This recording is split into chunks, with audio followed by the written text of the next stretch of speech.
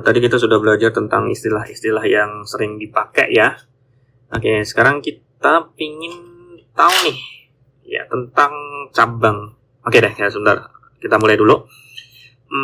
Kita udah tahu nih bahwasanya pembahasan di ilmu mustalah itu apa sih? Pembahasan utamanya objeknya apa? Sanad dan matan, ya nggak? Ya nggak sih? Sanad itu adalah yang orang-orang yang menyampaikan hadisnya, dan matan adalah isi dari hadis tersebut. Nah, sekarang bagaimana kita menyikapi, ya kan? Gimana sih cara kita belajar sanad dan matan? Nah, ini makanya biasanya ada dua approach. Ada dua approach dalam menghadapi sanad atau dalam mengkaji sanad dan matan. Yang pertama namanya adalah ilmu riwayat. Nah, yang kedua namanya adalah ilmu dirayat. Nah, dua approach ini sama-sama dipakai untuk mengkaji sanad dan matan. Apa bedanya dua hal ini? Ya kan? Apa bedanya ilmu riwayat dan dirayat? Kalau ilmu riwayat, dia lebih fokus kepada precise atau ketepatan dalam periwayatan, ketepatan dalam meriwayatkan.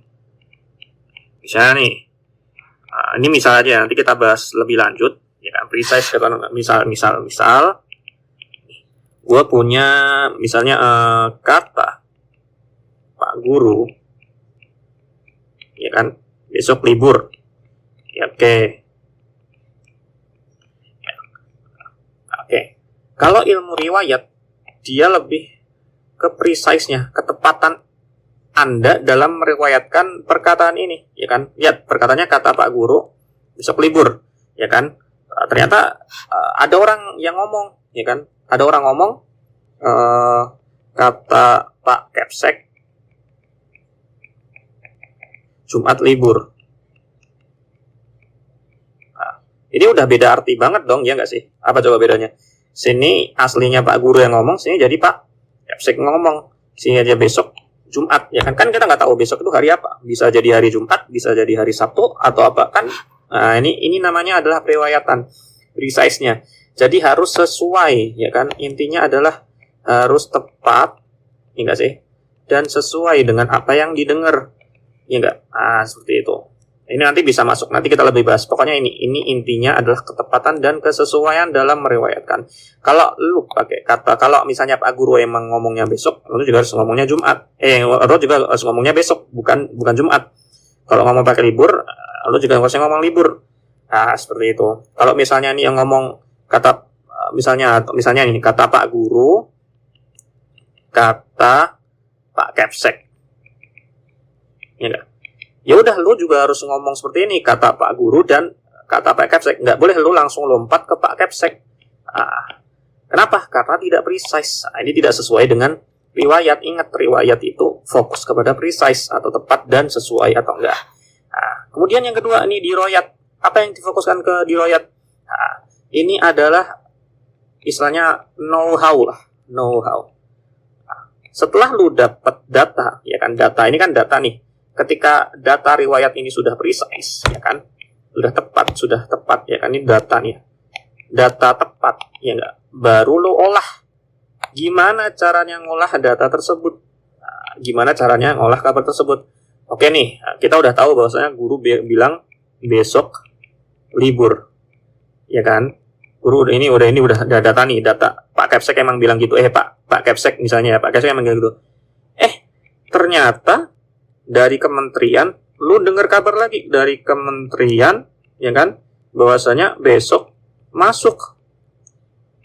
Oke, apa yang terjadi di sini?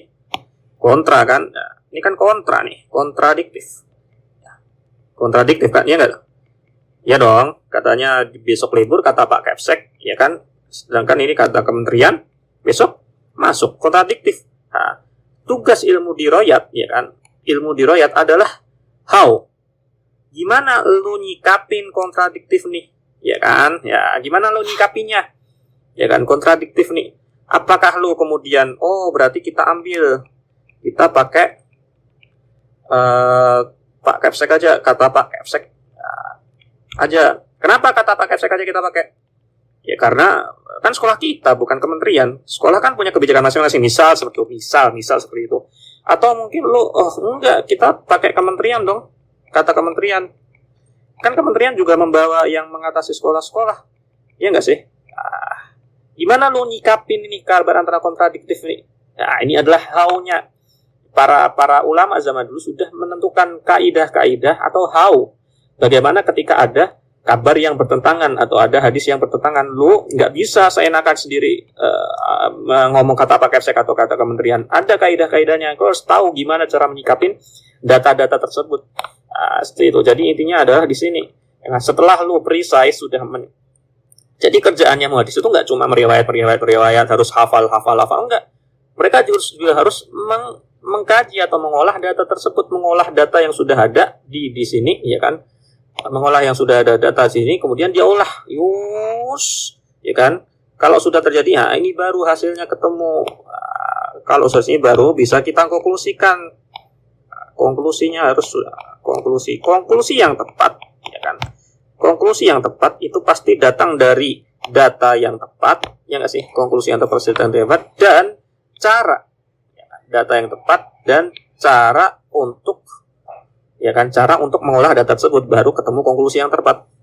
Misalnya konklusinya yang tepat, ternyata, ya kan, sekolah, misalnya Pak Kepsek lagi ngelindur misalnya.